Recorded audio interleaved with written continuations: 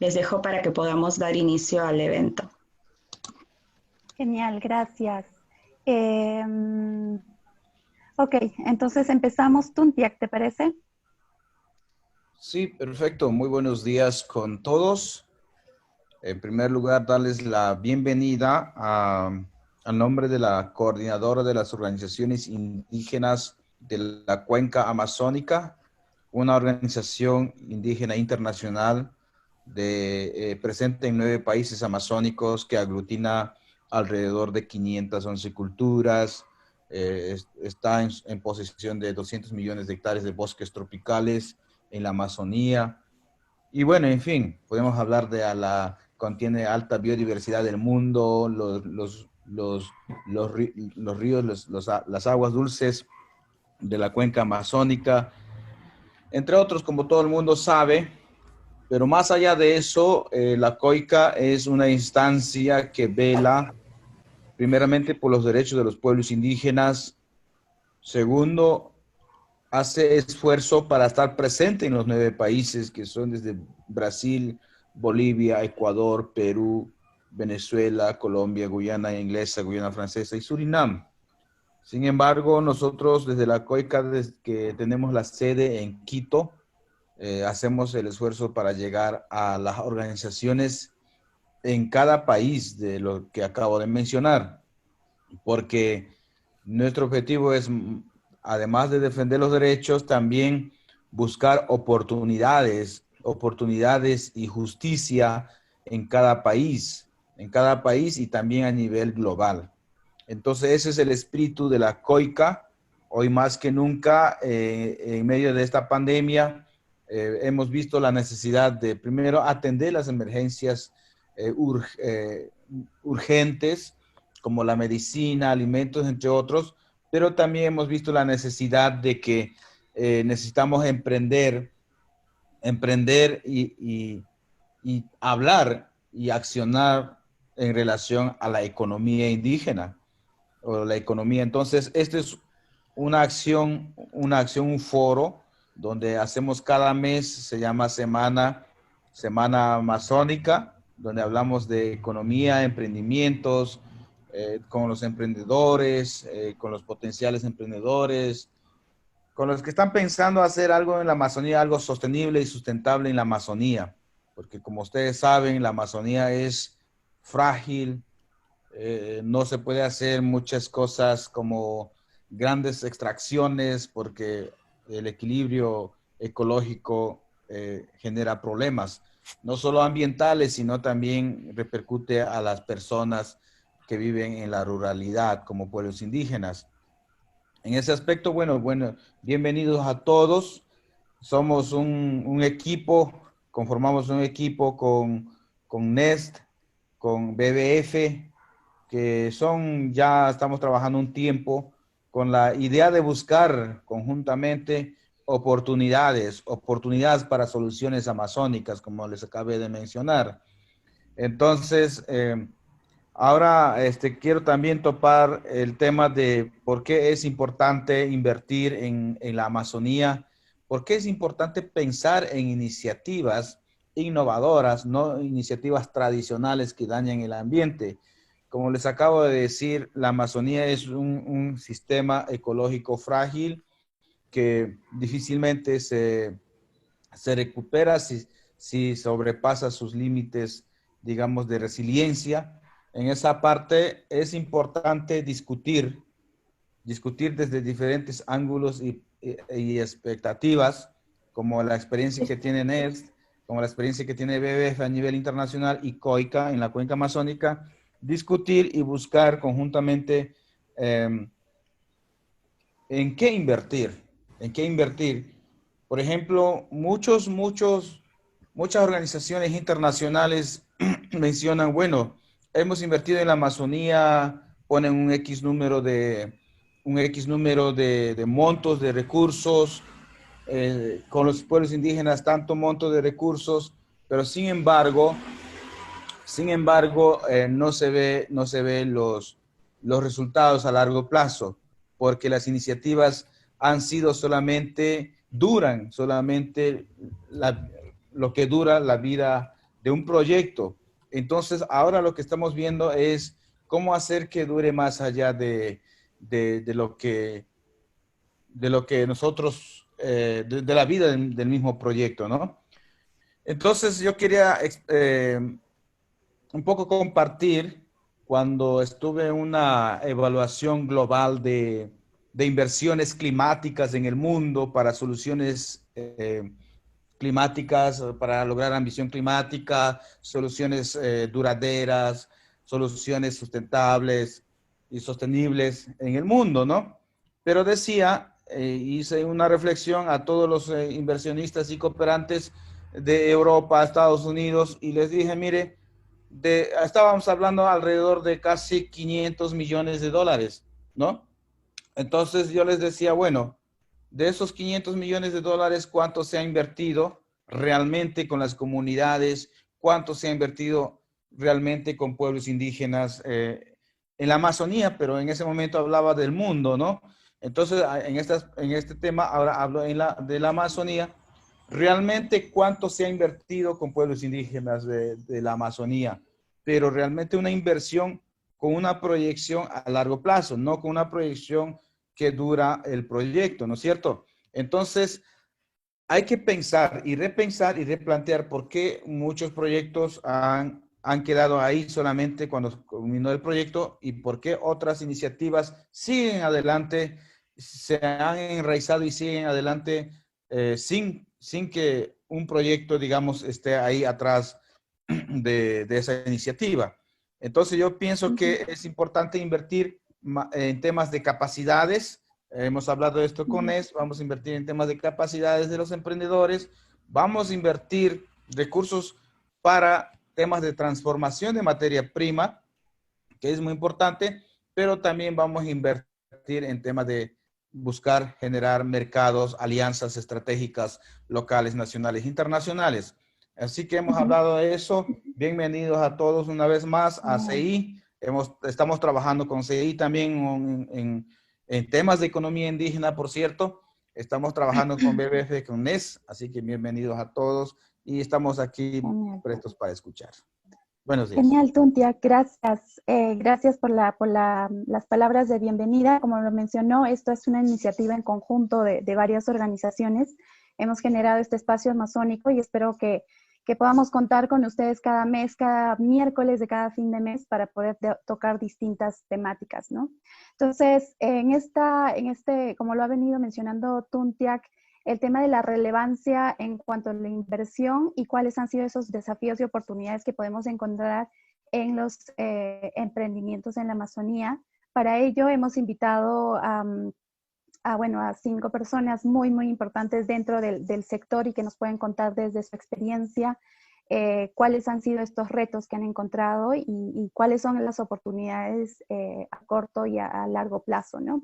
Entonces tenemos ya mencionamos a Santiago, tenemos a Ana de CI Ventures, Augusto, Valerie y Marco. Vamos a iniciar con Santiago, ¿te parece? Para que podamos hacer una pequeña presentación de cada una de las organizaciones a las que representan. Estamos en varios países. Vale, claro que sí. La idea era poder trabajar desde distintos puntos de vista y enfoque y culturas, ¿no? Listo, Santiago, te dejo. Vale, muy bien. Muchas gracias a todos y a todas. Mi nombre es Santiago Giraldo, soy el director para Latinoamérica de Global Heritage Fund y el director ejecutivo de la Fundación ProSierra Nevada de Santa Marta, acá en Colombia. En general, la inversión y la inversión de impacto, y por inversión de impacto me refiero a inversión que no está buscando únicamente un lucro o unas utilidades, sino unos beneficios y un bienestar social en pueblos y zonas indígenas, se hace cada vez más importante en la medida en que uno de los aspectos más apremiantes y que lo hemos visto durante la pandemia es simplemente pues unos niveles de pobreza inaceptables en muchos casos y que han redundado en problemas sociales y socioambientales realmente complicados. Por lo menos acá en la Sierra Nevada de Santa Marta, pues estamos teniendo unos problemas de desnutrición en menores indígenas realmente complejos y complicados. De esa forma, hacer estas inversiones se hace apremiante, pero como lo decía Tuntiak, estamos teniendo unos problemas generales que están relacionados con la manera como los donantes, por un lado, ven a las comunidades indígenas y los estereotipos que tienen con las comunidades indígenas, y por otro lado, los montos y los tiempos de los proyectos. Entonces, vamos a arrancar por un lado, pues hay unos estereotipos complejos relacionados con las comunidades indígenas y hay un paternalismo asociado al emprendimiento en las comunidades indígenas. Entonces, tenemos un problema clásico en Latinoamérica y es que la riqueza con indígena usualmente está muy mal vista. Y eso ha llevado a problemas en el sentido en que los niveles de inversión muchas veces se mantienen muy bajos, precisamente bajo una idea de que la riqueza indígena es como mala o es como algo terrible. Nosotros lo vemos de otra manera y es que el flujo de caja, por así decirlo, y que haya unos niveles sostenidos de ingresos en las comunidades indígenas precisamente hace lo contrario, hace que la sociedad, la cultura, tenga mayores probabilidades de florecer como tal. Por otro lado, pues estamos teniendo unos problemas muy complejos con los donantes. ¿En qué sentido? En que, como decía Tuntiak, quieren proyectos muy cortos, usualmente de 2 a 3 años, con unos resultados que tienden a ser inalcanzables en esos periodos de 2 a 3 años. En este momento, ¿a qué le estamos apuntando? Estamos arrancando relativamente pronto un proyecto que está a 5 años. Entonces, estamos apuntándole a que los proyectos tengan un mínimo de duración a 5 años y en algunos casos que cuenten con un endowment o fondo fiduciario a través del cual se puedan continuar las acciones más allá de esos 5 años. Realmente, esto es un problema muy grave. ¿Por qué? Porque tenemos como una tormenta perfecta en la cual se juntan unas expectativas irrealizables con los donantes, por un lado, y por el otro lado se juntan unos niveles de fondos y de enredos y complicaciones relacionadas con los fondos que son absolutamente inmanejables. Entonces, estamos tratando de, en general, resolver este tipo de problemas y estamos teniendo que decir, como le conté a Isabel en otra reunión que tuvimos, en varios casos hemos tenido que decir no gracias a proyectos que simplemente no cumplen con algunos de estos criterios. Porque generamos, si los aceptamos, generamos unas expectativas en las comunidades que no se van a cumplir y después nos vamos a quedar sin el flujo de caja suficiente para continuar los proyectos después de que se haya acabado ese flujo de caja. Entonces, por ejemplo, proyectos de 3 años en el tema agro, realmente pues no los estamos aceptando. Simplemente 3 años para esperar un retorno positivo, como uno lo quiere entender, en los temas de cultivos y con financiación es muy, muy pronto. Y por otro lado, en términos del emprendimiento, hay un tema muy, muy particular, que como decía Tunca, que es de capacidades, por un lado, pero por el otro lado, tiene uno que entender que es que el emprendimiento requiere de bastante dinero. Esa es una de las verdades de Apuño. Requiere bastante dinero si lo haces en Silicon Valley, requiere bastante dinero si lo haces en la Amazonía, en los llanos colombianos, en la Sierra Nevada de Santa Marta, donde quiera que lo hagas, así sea en Shanghai, en Bombay, requiere de bastante dinero y requiere de una inversión sostenida y continuada y un apoyo muy, muy cercano a los emprendedores para que puedan resolver los dilemas de flujo de caja, de dar empleo, de sistema de seguridad social y todo este tipo de cosas a las cuales se deben enfrentar los emprendedores, pero que no son fáciles de resolver en periodos tan cortos como de 2 a 3 años. Eso, la verdad, hemos encontrado que realmente es irrealizable. Entonces, eso es un poco lo que estamos haciendo en este momento y estamos tratando de apostarle también a procesos de largo plazo, superiores a 7 años e idealmente superiores a 10 años, en los cuales hay unas inversiones sostenidas dentro de zonas indígenas y campesinas también. Genial. Gracias, Santiago. Buenos puntos que has traído sobre la mesa y sobre los cuales también vamos a poder platicar. De hecho, dentro del panel tenemos a un grupo de emprendedores, entonces junto con ellos vamos a poder generar un poco más de debate en torno a estos temas que has tratado. Bueno, también tenemos a Anita, Perfecto. Ana López de CI Ventures. Buenos días. Muchísimas gracias por la invitación para participar con todos ustedes en esta discusión el día de hoy. Trabajo para Conservación Internacional, que es una ONG con presencia en la mayoría de los países que están en la Amazonía y con trabajo fuerte dentro de la región. Dentro del CI, que es como se conoce la organización, estoy con un fondo de inversión que se llama CI Ventures. Este fondo básicamente responde a las prioridades de conservación de la organización, entonces, pero su naturaleza es de inversión en emprendimientos. Nosotros invertimos en negocios con un modelo sostenible que opere dentro de estas regiones prioritarias para CI. Entonces, como les decía, respondiendo a esas prioridades de la organización, nosotros buscamos negocios que tengan un impacto positivo en temas de conservación y para eso podemos trabajar en diversos sectores, en diversas geografías. En el caso de América Latina especialmente, trabajamos en Perú, en Colombia y en Costa Rica muy recientemente, además de un par de países en África, estamos en Kenia y en Sudáfrica. En cada país hacemos un trabajo de entender esas necesidades de inversión y esa conexión con las prioridades de conservación y con las prioridades que ha definido nuestra organización. Y en el caso de Perú y de Colombia especialmente, tenemos un trabajo fuerte dentro de toda la región de la Amazonía, en donde nuestro enfoque ha sido el impacto que estos negocios puedan generar en el desarrollo de oportunidades para una región como la Amazonía que presenta grandes retos. Invertimos, particularmente en el caso de la Amazonía, muchísimo las opciones que identificamos y que valoramos para inversión tienen que ver con agricultura, con agroforestería, con ecoturismo.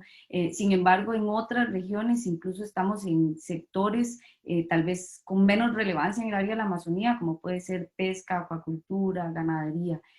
Pero para la Amazonía principalmente hablamos muchísimo de productos naturales del bosque, tipo comercialización de azaí o palmito, macambo, diversos productos que vamos identificando y algunas actividades agrícolas como cacao, agrícolas y agroforestales como cacao, café, que se puedan desarrollar bajo modelos bastante más amigables con esfuerzos de conservación.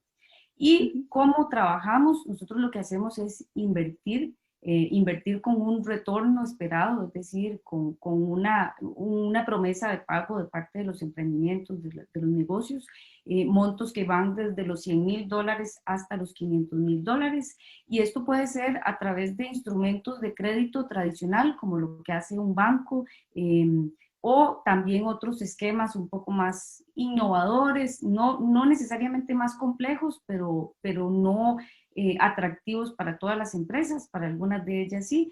Por ejemplo, esquemas de repago basados en ingresos u otros modelos entre deuda e inversión. A la fecha contamos con 8 empresas en nuestro portafolio y empezamos a trabajar hace un poco más de 2 años en la colocación de estos créditos.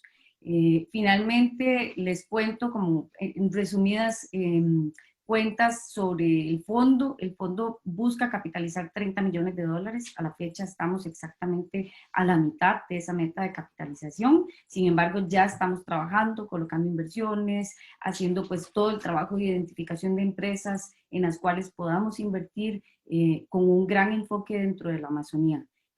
Y pues acá a través de NEST y de todo este panel también les podemos compartir los contactos en caso de que estén interesados pues, en conversar directamente con nuestras oportunidades de inversión con CI Ventures.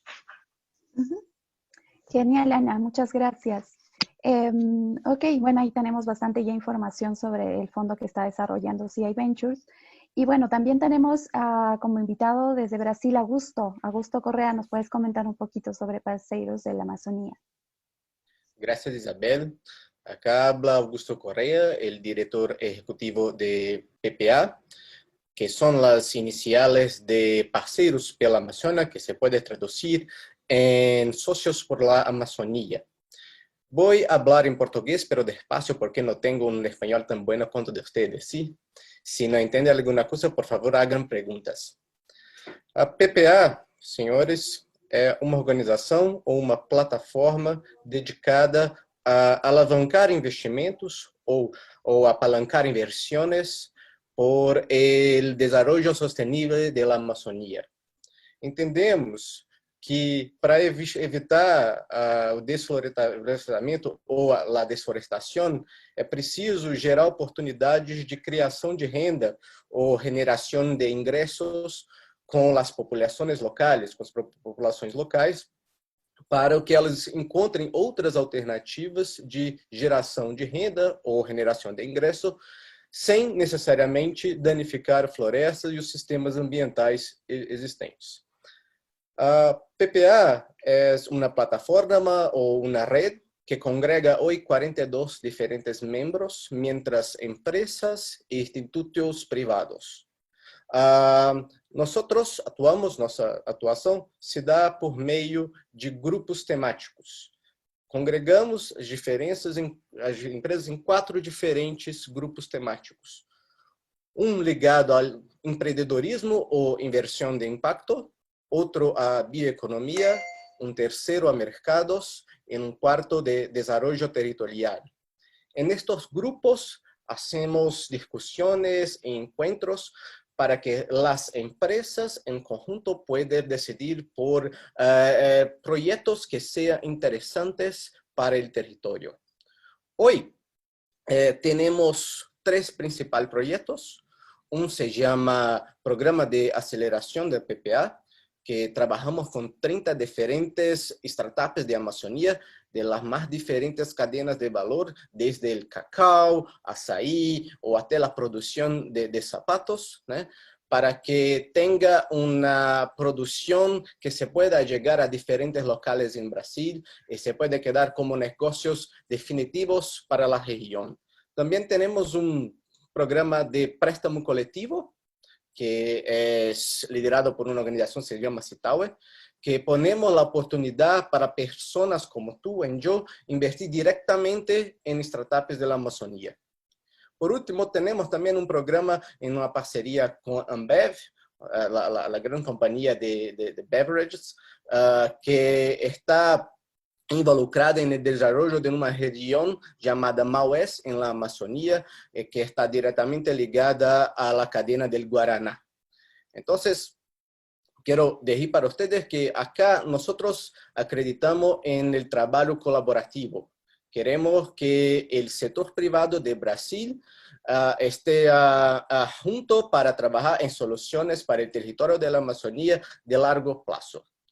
Muchas gracias una vez más por la oportunidad aquí, Isabel. Gracias, Augusto, y se te ha entendido súper bien. Pero por ahí vamos a hacer un resumen en el chat para aquellos que, digamos, nos ha costado un poquito la traducción. Y bueno, y también ahora tenemos a Valerie de Estrafalario, de Perú. Hola a todos, gracias. Muchas gracias por la invitación. Yo soy Valerie, soy fundadora y directora creativa de Estrafalario. Estrafalario es una marca socioambiental, activista y solidaria. Con Estrafalario creemos que el diseño es más que estética, debe ser una respuesta consciente al contexto social y ambiental que nos rodea. Nuestro modelo de negocio está diseñado para hacer de la moda una forma de construir un presente y un futuro más justos. Y es por ello que nos regimos bajo 2 objetivos de desarrollo sostenible. El primero, el número 5, igualdad de género, y 12, consumo y producción responsable. En esa línea creamos un programa social de empoderamiento y empleabilidad, donde buscamos capacitar y transformar la vida de mujeres en situaciones vulnerables, dándoles oportunidades a través de la moda. Y junto a ellas co-creamos productos con materia prima orgánica o reciclada y les ofrecemos un pago justo por cada producto que ellas realizan y aprenden a hacer con nosotros, y con esto hemos logrado incrementar sus salarios hasta en un 60%. un porcentaje, el 1% de todas nuestras ventas de los diferentes productos que realizamos están destinados a financiar este programa social que tenemos, pero también esto ha hecho que formemos un lazo muy especial con nuestras clientas, porque ellas saben que al comprar una prenda estrafalario no solo se llevan un producto con un impacto ambiental positivo, sino que también están ayudando a una mujer que no tuvo sus mismas oportunidades. Y en esta línea siempre buscamos formar alianzas que sigan afianzando nuestros propósitos, y es así que el año pasado empezamos una alianza muy importante con AIDER Perú, que es una ONG en Perú que tiene más de 33 años, que se preocupa por la reforestación y por el desarrollo de las comunidades indígenas. Y fue así que trabajamos con 5 comunidades de Ucayali y instalamos nuestro programa social que busca desarrollar habilidades, co-crear, y junto con ellas co-creamos una colección que fue muy linda, y lo hermoso de este tipo de proyectos de co-creación es que en nuestro caso estrafalario no solo buscamos crear para sacar el producto y venderlo afuera, sino que buscamos que ellas también puedan crear y repotenciar y darle un valor agregado a los productos que ellas vienen sacando. Entonces es un win-to-win, porque ambas partes, nosotros como marca podemos demostrar su cultura y todo el trabajo en colaboración, pero también ellas pueden desarrollar y darle un valor agregado y fusionar estas dos culturas, esta cultura milenaria con una cultura más moderna, donde un producto, un arte textil en telar puede volverse un producto funcional, y así pueden tener más ventas, ¿no? Y con ello también, por la compra de todos nuestros polos de algodón orgánico, plantamos un árbol en la Reserva Nacional de Tambopata, ya vamos plantando alrededor de 1.100 árboles, y es una manera de contribuir al ambiente, contribuir a todo lo que está pasando ahora, ¿no? Y esos son los lineamientos de Estrafalario, y esa es la línea en la que nosotros venimos trabajando. Gracias, Valerie. Muchísimas gracias. Y bueno, y tenemos también desde Ecuador a Wiñac, y ahí dejo a Marco para que pueda hacer su presentación.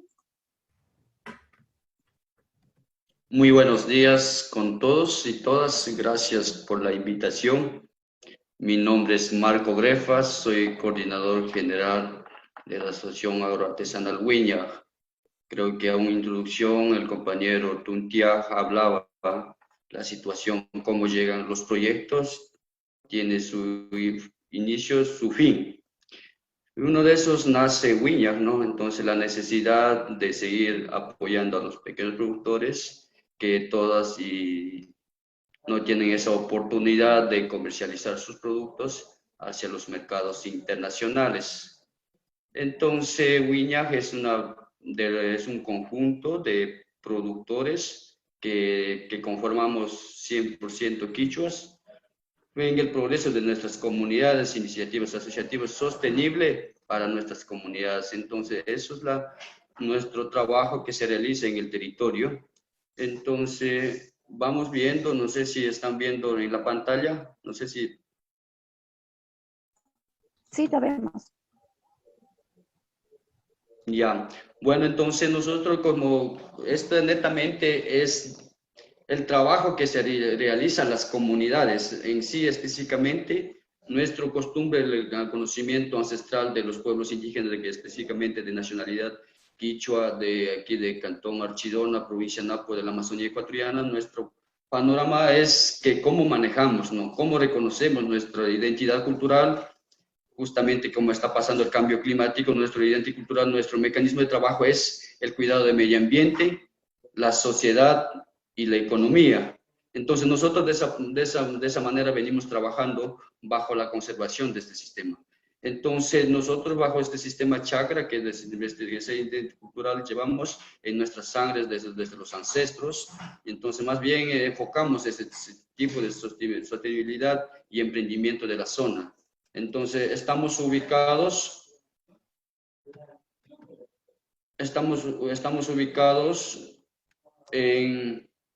nuevamente estamos ubicados en Ecuador, provincia de Napo y Cantón Archidona, y cabe mencionar aquí en el mapa estamos ubicados de esta manera.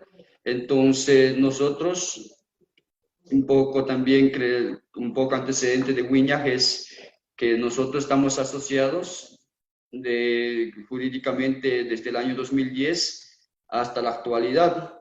Tenemos más de 66% de participación femenina y 25% de los jóvenes y 100% quichuas, son indígenas. Entonces, el beneficio directamente son a los pequeños productores que benefician directamente. También que en este caso indicarle que ellos tienen voz y voto en las asambleas para elegir a los directores de la organización, y 5.500 personas o beneficiarios indirectamente son los que solo proveen, en este caso, la materia prima. Entonces, cabe indicar también todo el 100% quichua.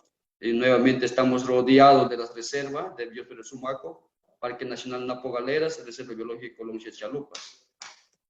Entonces, los productos y servicios que damos, ¿no? Todos estos productos que están viendo, a un inicio Wiñaj nace de dar servicio, de dar comercialización con cacao nacional fino de aroma, con 36 comunidades. Entonces, todos estos productos tienen con sello verde, con certificación orgánica, con dos normas internacionales, uno de Ecuador.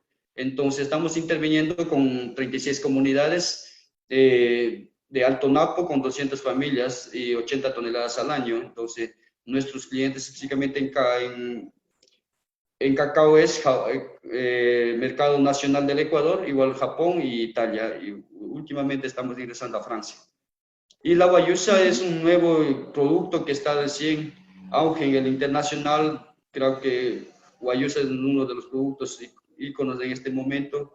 Creo que a un inicio desde el año 2010 ya vino surgiendo, pero la intervención de nosotros venimos ya trabajando desde el 2018. Tenemos más de 120 familias quichuas y 240 toneladas al año. Cliente tenemos en igual mercado nacional del Ecuador, Japón, Estados Unidos y España.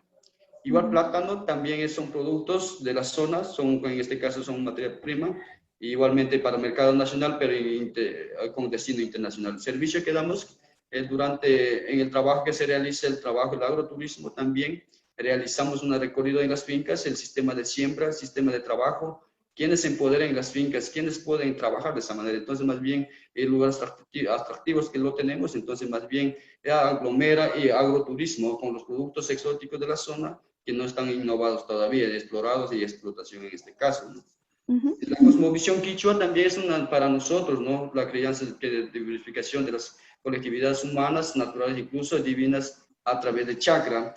Chakra para nosotros es un laboratorio donde podemos acoger diversidad de especies, en este caso tanto alimenticios, medicinales y frutales y maderables, ¿no? Entonces, todo eso nosotros podemos acoger desde la siembra directamente al consumo, ¿no? Entonces, es la forma donde... Marco.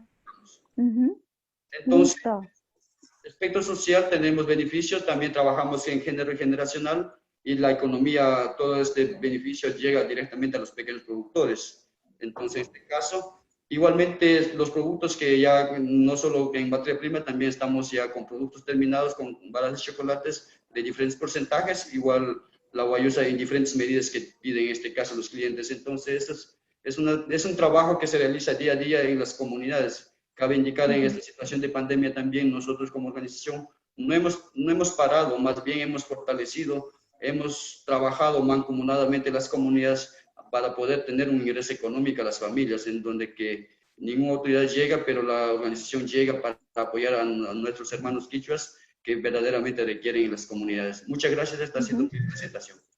Gracias, Marco. Genial todo el trabajo que viene desarrollando Wiñaj. Bueno, pasamos un poquito a debatir sobre cuáles son estas, digamos, condiciones necesarias para que nosotros podamos fomentar el desarrollo del emprendimiento y también poder atraer mayores fuentes de inversión en la Amazonía. Entonces, acá podemos continuar con Santiago. ¿Te parece, Santiago? Vale, claro que sí. Yo creo que, y es un tema que hemos venido discutiendo contigo, Isabel, y con Terren Wolf en general, yo diría que hay que hacer también un poco una labor de educación hacia los donantes en general y ciertos ciertas organizaciones que están buscando invertir para realmente poder aclarar un poco el panorama del tipo de inversión que se requiere, por un lado, de los montos que se requieren y de los tiempos que se requieren. Como les decía, la mayoría de los inversionistas que hemos venido recibiendo, e incluso el mismo gobierno colombiano, a través de lo que se llaman los PDETs, los programas de desarrollo con enfoque territorial, nos han dicho que quieren resultados, en algunos casos, a 3 años, por ejemplo. Y como les decía, pues un esquema agroforestal de cacao, por ejemplo, a 3 años, el apoyo a 3 años es supremamente corto. Eso realmente no va a funcionar. Entonces, hay una parte que es esa labor de educación. Hay otra parte con la que hemos estado trabajando muchísimo, que es hacer los estudios de mercado apropiados para entender toda la cadena de valor y toda la cadena productiva, y así entender desde el principio si el producto que se está buscando colocar en el mercado y sobre el cual se está buscando hacer la inversión realmente va a tener un retorno interesante para las comunidades y para los agricultores, por ejemplo, en el caso de los agricultores.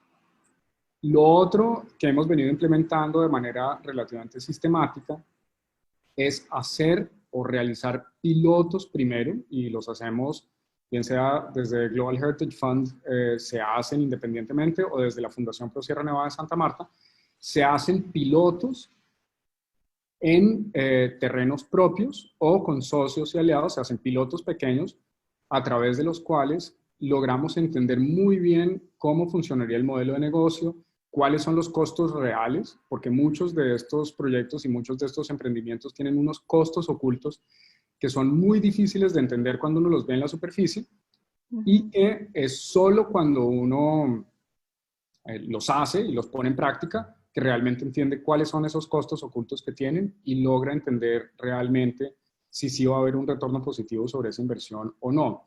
Entonces, el caso que tenemos de un piloto que venimos implementando y que dura un buen tiempo es, llevamos implementándolo 3 años, este último año con FAO, con la Organización de Agricultura y Comida de Naciones Unidas.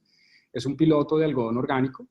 En Colombia no había producción de algodón orgánico y no había semillas no transgénicas, entonces a través de la Fundación Prosierra nos vimos en la necesidad de armar todo, porque nadie, ningún agricultor iba a arriesgarse a hacer algo que no estuviera comprobado. Entonces el tema de los pilotos se ha vuelto realmente necesario a la hora de entender en muchas zonas los modelos de inversión, las cadenas de valor, los niveles de inversión además que se requieren y los tiempos reales que se requieren para posicionar un producto de una manera realista dentro de los mercados. Y lo otro que se vuelve cada vez más importante, y lo vimos con la pandemia, es entender cuál es la cadena logística, porque muchos de los productos que se producen tanto en la Amazonía como en zonas rurales de Colombia y de Latinoamérica realmente están muy, muy, muy lejos. Entonces, entender esa logística, entender cuánto tenemos que pensar en términos de costos de transporte, se vuelve cada vez más importante, o pues siempre ha sido importante. Genial, Santiago. Gracias. Es súper importante lo que mencionas, el tema de la cultura o el tema de la educación, no solamente por el lado de la demanda de capital, sino también por el lado de la oferta, ¿no? Entonces, la oferta de capital y el tema de la inversión es algo que también creo que nos une a varias organizaciones para poder fomentar la cultura de inversión en estos, digamos, ámbitos que muchas veces es complejo de entender en términos un poco más financieros, ¿no? De acuerdo. Entonces, de acuerdo. Exacto. Es importante que los financiadores entiendan que se requiere capital paciente. Exactamente. Paciente en el sentido de vas a tener que esperar más de 5 años a empezar a ver unos retornos realmente interesantes, y retornos no solo monetarios, sino socioambientales. Exactamente. Y bueno, y desde el lado de CI Ventures, Anya, ¿qué nos podrías comentar al respecto? Sí, bueno, para nosotros como desde la perspectiva de un fondo de inversión, realmente vemos que en la Amazonía hay necesidades y hay oportunidades. Y por algo estamos ahí presentes, estamos buscando esas oportunidades con empresas para invertir y al igual que lo están haciendo muchos otros fondos. También somos conscientes de los grandes retos para hacer posible esas inversiones, ¿verdad? Porque muchas veces tenemos el capital disponible, tenemos los compromisos de invertir en la Amazonía, pero en la práctica no es tan fácil. Y no es tan fácil con... Perdón, creo que no te escuchamos. ¿Tu micro? Conocimiento. Ahora No sí, ahora sí, te perdimos unos minutitos. De capacidades de las organizaciones, de mercados, esas conexiones con los mercados, de cuáles son esas dificultades logísticas, de procesamiento, y todo eso es un trabajo que no solo se aborda desde la inversión privada, como puede ser un fondo como CI Ventures. Normalmente requiere otro tipo de fondos complementarios para abordar muchísimos de esos retos que enfrentan los emprendimientos y que enfrenta la región en general. Entonces, para eso, para nosotros es clave ver cómo colaborar con fondos de diversa naturaleza, públicos y privados, de manera que podamos trabajar con proyectos, con fondos no reembolsables, colaborando en donde nosotros podamos aportar un componente de inversión, pero de la mano con esfuerzos que vienen a generar esas capacidades, que vienen a fortalecer a las organizaciones y que nos permitan a nosotros de alguna forma aportar ese capital un poco más paciente, un poco más expuesto al riesgo que presentan todos estos negocios en la región. Un ejemplo muy claro es un proyecto que estamos desde Conservación Internacional recientemente iniciando. Es una plataforma, más que todo una alianza del sector privado con desarrolladores de proyectos, con empresarios de la zona, con gobiernos, de manera que se pueda identificar oportunidades de inversión en Amazonía, pero esas oportunidades realmente puedan ser potenciadas, identificando cuáles son las debilidades y trabajando, abordando generación de capacidades en las empresas o identificando emprendimientos que aún están en etapas muy tempranas y requieren mucho mayor impulso en aspectos técnicos o en aspectos de conexión con mercados para poder dar ese salto a empezar a comercializar y a tener una base más sólida que los acerque a otros inversionistas que sí podrían llegar y colocar capital en un futuro. Entonces, creo que este es solo un ejemplo de proyecto, pero hay muchísimos otros de colaboración de muy diversos actores que son claves para poder fomentar la inversión en Amazonía. Solo el capital de inversión privado es bueno, pero es insuficiente.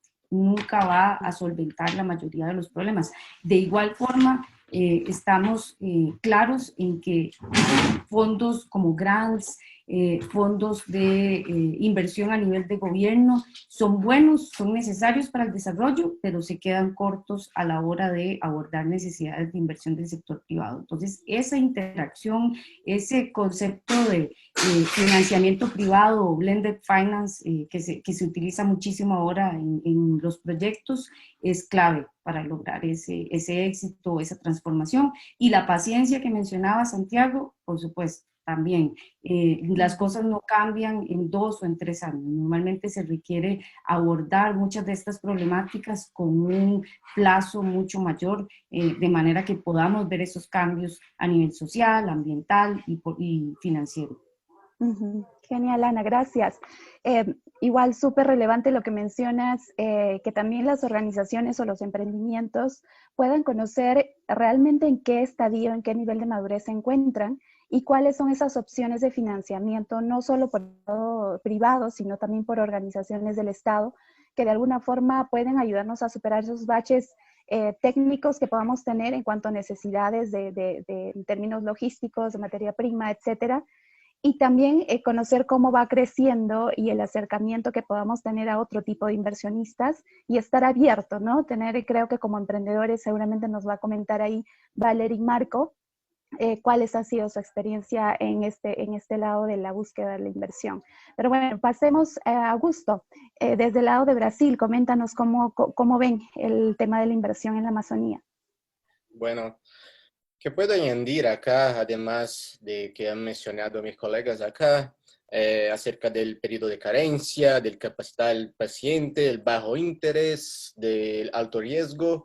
Todo eso es muy importante, pero acá en PPA también acreditamos en el blended finance o las inversiones híbridas. O sea, para nosotros también es importante la filantropía para garantir el fortalecimiento de las instituciones locales, principalmente las organizaciones sociales que están en el terreno trabajando con los emprendimientos, para que tendremos un buen resultado en un largo plazo, como ya han comentado también. Acá también es posible mencionar que cuando estamos trabajando con diferentes alianzas, o sea, diferentes empresas en el mismo proyecto, hay una capacidad de trabajo conjunto por más años. O sea, si tenemos un parcero, un socio que está saliendo del proyecto, tenemos otros que pueden dar sustentabilidad por las iniciativas, ¿sí? Para completar, puedo decir también que acá estamos siempre buscando innovación en los proyectos. Especialmente cuando traemos infraestructura para el terreno. Tenemos una premisa que en la Amazonía brasileña hay una carencia muy grande de infraestructura, de trabajo, de educación. Entonces, cuando volvemos al fortalecimiento de las instituciones, también estamos de alguna forma llevando infraestructura, conocimiento y otras herramientas que son posibles para agregar a este desarrollo comunitario. Genial, Augusto, muchas gracias. El tema de las plataformas de soporte, más allá del tema de la inversión neta, es súper importante para el crecimiento también de un grupo de emprendimientos a los cuales puedan ser atractivos para los inversionistas, ¿no? Bueno, Valerie, coméntanos cómo ha sido tu experiencia por el lado del tema de la inversión y qué oportunidades y desafíos puedes observar como estrafalario en la Amazonía. Creo que estás en mute. Sí, perdón. Bueno, definitivamente yo creo que la inversión en la Amazonía es súper importante y enfocado a la moda sostenible, que en sí es lo que nosotros vemos. Tienen esta riqueza del arte textil y la riqueza en materiales que realmente ahora pueden servir a una industria que está valorando mucho más la extracción de productos totalmente sostenibles que pueden provenir de la Amazonía, ¿no? Y buscar ese tipo de inversiones para buscar una innovación y un desarrollo en la materia prima final, ¿no? Como estamos hablando de, por ejemplo, de la madera, que de repente está enfocada para otros tipos de industrias, pero que igual se puede adaptar a una industria de moda sostenible. Nosotros realizamos asas de esta madera certificada, o también carteras con la fibra de plátano, que muchas veces son vistas solo para un tipo de industria, pero al fusionar, yo creo que se pueden empezar a ejecutar proyectos que puedan valorar todos estos tipos de materiales. Y después, del lado de nuestra experiencia en instalar capacitaciones, creo que es muy importante preocuparse de alinear expectativas, no tanto de inversión, sino también de todo el aprendizaje y las capacitaciones que van a quedar instaladas en cada comunidad a largo plazo, para que ellos realmente vean un beneficio de cómo van las marcas o los proyectos a aprender también de su cultura, a desarrollar productos, pero no solo que sea momentáneo, sino que ellos puedan ver habilidades instaladas que les pueda servir para desarrollar sus propios productos en su localidad. Genial, Valerie, gracias. Creo que es súper importante lo que mencionas, el tema del ganar-ganar, el tema de que nosotros podemos aprender de otras culturas, el tema de generar espacios de interculturalidad mediante la fusión de emprendimientos. Es súper importante para poder lograr una mayor escala de un negocio, ¿no? Finalmente aquí lo que se quiere es la preservación de la Amazonía, de la cosmovisión que se ha venido hablando de las comunidades indígenas, y creo que también hay una mentalidad un poco más abierta para poder trabajar en conjunto con diversas oportunidades de emprendedores que quizás están viendo una oportunidad también en la Amazonía, o las propias comunidades amazónicas desarrollar sus propios emprendimientos, ¿no? Marco, coméntanos cómo ustedes creen digamos, cuáles ven ustedes como opciones para poder invertir en la Amazonía, y cómo crees que se podría fomentar el desarrollo del emprendimiento. Bueno, como emprendedor, como nacionalidades de los pueblos indígenas, vemos primero la conservación, ¿no? Entonces nosotros la verdad de la realidad, lo que causa, es un paso agigantescado, ¿no? Más bien nosotros como pueblos indígenas a un inicio no se ve el pan de negocio, del negocio, de la negociación de productos, más bien se ve al apoyo de la comunidad, al apoyo equitativo de nuestros, en este caso, hemos luchado duramente nosotros sin apoyo de financiamientos, y últimamente recién están aterrizando al territorio. Muchas de las veces las comunidades o inversionistas llegan, pero no solo llegan a la consultoría, ¿no? Entonces, más bien nosotros como Huiña, como asociaciones y pueblos y de las comunidades asentados, más bien hemos esforzado salir de ese bache que nunca nuestros productos sean reconocidos, ¿no? Una de las cosas de bioeconomía sobre la guayusa o el mismo plátano verde se comercializa a los intermediarios, al final no se paga un precio justo. Entonces, más bien nosotros como asociación queremos una inversión bajo un contexto de la identidad, bajo la conservación y la cosmovisión quichua, cómo quiere trabajar, ¿no? Más bien nosotros de la parte occidental se ve que el sistema chakra no es rentable, más bien se ve que son beneficios ambientales, ¿no? Más bien nosotros como Huiña, como quichuas, vemos nuestro laboratorio es una inmensa inversión que puede causar por la necesidad que justamente por la situación de pandemia se puede atraer varios productos, no están explorados, ¿no? En sí, más bien nosotros queremos explorar y que este trabajo sea empoderado a las mujeres, en este caso las jóvenes o las señoras de las comunidades, y los jóvenes también, ¿no? Muchas de las veces van perdiendo esa forma de trabajar culturalmente y su idioma también. Más bien nosotros queremos cristalizar, fortalecer ese tipo de innovaciones, llegan al territorio y tengan una fuente de ingreso económico. Entonces, más bien es el cuidado principalmente, el bajo contexto, es el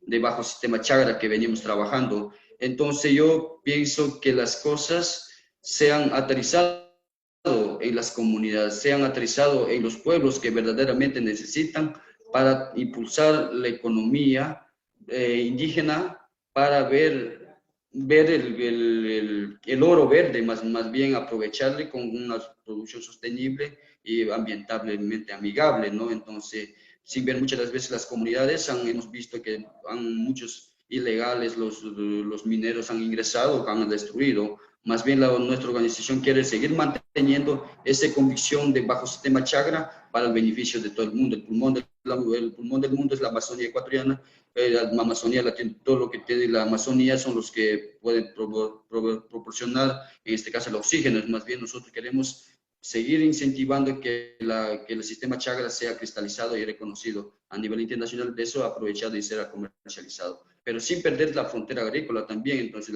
primero la seguridad alimentaria de las familias y en este caso seguir trabajando. Gracias, Marco. Es muy, muy valioso el aporte, lo que nos estás comentando, y creo que es algo que nosotros hemos venido aprendiendo, y sobre todo con el tema de la pandemia. Creo que una de las cosas más valiosas que podemos aprender de los emprendimientos de la Amazonía, de las comunidades amazónicas, es ese lazo, ese trabajo comunitario que se tiene para poder defender de alguna forma no solamente a las personas, sino también el medio ambiente. Y como lo has mencionado, el oro verde es de todos, entonces es labor de todos también protegerlo, ¿no? Quiero pasar un poquito ya más por el lado de nuestros invitados que están enfocados en el tema de inversión, para poder tocar un tema que muchas veces confundimos o es un poco desconocido. Hemos hablado de capital paciente, del mundo de las inversiones de impacto, que es un mundo que también es relativamente nuevo, sobre todo en región andina. Y quería que podamos, que nos puedan dar desde su punto de vista, ¿cuáles son esos puntos que diferencia a un inversionista de impacto con un inversionista tradicional? ¿Y qué tan desarrollado lo ven en el lado de la Amazonía? Y digamos, ¿cómo ha ido su evolución? ¿Cómo han visto desde sus organizaciones la evolución de la inversión de impacto? Ahí podemos empezar con, bueno, para no hacerlo tan en orden, porque estamos como una escuelita. Ana, ¿te parece si nos comentas? Claro. Bueno, creo que ya por ahí hemos mencionado anteriormente varios de los colegas la referencia de inversión de impacto, y inclusive se ha dicho un poco de qué se trata, pero en pocas palabras es un inversionista que busca retornos no solamente financieros. Obviamente el retorno financiero es importante, pero tan importante como el financiero es el retorno social y el retorno ambiental. Es decir, estamos hablando de un banco de 3 patas, y las 3 patas son igual de importantes para que se sostenga. Entonces, ¿qué busca un inversionista de impacto? Generar ese impacto social, por ejemplo, a nivel de comunidades. Puede tener un enfoque muy particular, por ejemplo, en grupos de mujeres, en niños, en comunidades indígenas. Para eso hay variedad, y hay muchísimos fondos y muchísimos inversionistas que se van especializando en esos temas sociales. Otros como CI Ventures, el fondo con el que yo estoy, que más bien tienen un enfoque totalmente de conservación, en donde temas como conservación y restauración de ecosistemas son la clave. Pero de igual forma, sin importar el enfoque particular que podamos tener unos u otros, todos nos preocupamos por esas 3 patas del banco. Queremos que se sostenga y no solo estamos buscando obtener ganancias. A diferencia, un inversionista tradicional, pues realmente le interesa tener ganancias y no necesariamente está buscando un negocio inclusivo con las comunidades, o está buscando un mecanismo de producción, por ejemplo, de cacao amigable con el ambiente. Entonces, esa es la gran diferencia. Ahora, la Amazonía, yo creo, desde mi perspectiva, es uno de esos lugares súper atractivos para los inversionistas de impacto. ¿Por qué? Porque es uno de estos grandes bosques con un rol importantísimo en temas ambientales, como regulación del clima, que es un gran tema de discusión hoy en día, como conservación de la biodiversidad, inclusión de comunidades, oportunidades de desarrollo en zonas con grandes retos económicos, sociales. Entonces, realmente la Amazonía es un lugar atractivo para los inversionistas de impacto, y la realidad es que vemos que muchísimos de nosotros, cuando tenemos que priorizar cuáles son los países en los que vamos a empezar a operar, los países con Amazonía siempre figuran por esa misma razón. Sin embargo, pues por supuesto existen grandes retos como los que hablábamos antes, que a veces dificultan esa ejecución de los fondos, ¿verdad? Y eso es lo que hay que trabajar muchísimo para fortalecer y asegurar que se hagan disponibles para las empresas. Pero mi perspectiva es que la Amazonía sí es como un atractivo natural para la inversión de impacto. Y ahora, ¿qué tenemos que ofrecer nosotros como inversionistas de impacto? Todos los mismos elementos que mencionábamos antes. Capital de riesgo, capital que esté más dispuesto a sobrellevar dificultades, porque si sencillamente busco comodidad y seguridad y bajo riesgo de mi inversión, probablemente me puedo quedar en la ciudad, en Lima, en lugar de ir a buscar una inversión en la Amazonía. Expuesta a más riesgos climáticos, a más dificultades. También capital paciente, muchísimas veces estos emprendimientos, por estar en zonas más remotas, con menos desarrollo, con más dificultades de acceso a fondos, hay que tener más paciencia. En lugar de 2 o 3 años, necesitamos estar 5, 6 o 7. Esa es la realidad. Entonces, muchos de estos inversionistas de impacto tienen que sacrificar a veces el margen de rentabilidad que esperan a nivel financiero, porque lo están ganando en una rentabilidad social, en una rentabilidad ambiental que se mide en otros términos. Genial, Ana. Gracias. Súper cruciales los puntos ahí que mencionas. El tema del capital paciente a largo plazo, el acompañamiento que se le pueda dar a las organizaciones y sobre todo, digamos, ese diferencial de la valorización del impacto social y ambiental que se está teniendo, que a veces es muy complicado como inversionistas realizarlo solos, y la idea es poder interactuar con otros actores. Santiago, coméntanos, ahí le voy a sumar algo más, ¿cuáles son estos instrumentos financieros que se suelen usar en términos de capital paciente? Vale, hola. En este momento, quizás lo terrible es que no tenemos mucho capital paciente. Apenas estamos, sobre todo en Latinoamérica, empezando a negociar, incluso con muchos de los gobiernos, lo que realmente constituye un capital paciente. Entonces, en general, por ejemplo, ahora en algunos de los proyectos, como les decía, estamos tratando de incluir, o se están tratando de incluir, unos fondos fiduciarios que pueden estar por encima de los, digamos, 3 a 5 millones de dólares, que aseguren la continuidad de los proyectos a un largo plazo. Ahora, esto tiene sus propias complicaciones, pero en general eso es lo que se está tratando de hacer en este momento. Es como el modelo clásico, que es armar un fondo patrimonial o un fondo fiduciario, en el cual una parte del gran proyecto, una parte de esos fondos y una parte de ese dinero, va a ese fondo patrimonial para asegurar la continuidad de las actividades y de las acciones y de los programas más allá del ciclo de proyecto como tal. Esto no es común, pero es algo que estamos tratando de lograr. Lo otro también es, en algunos casos,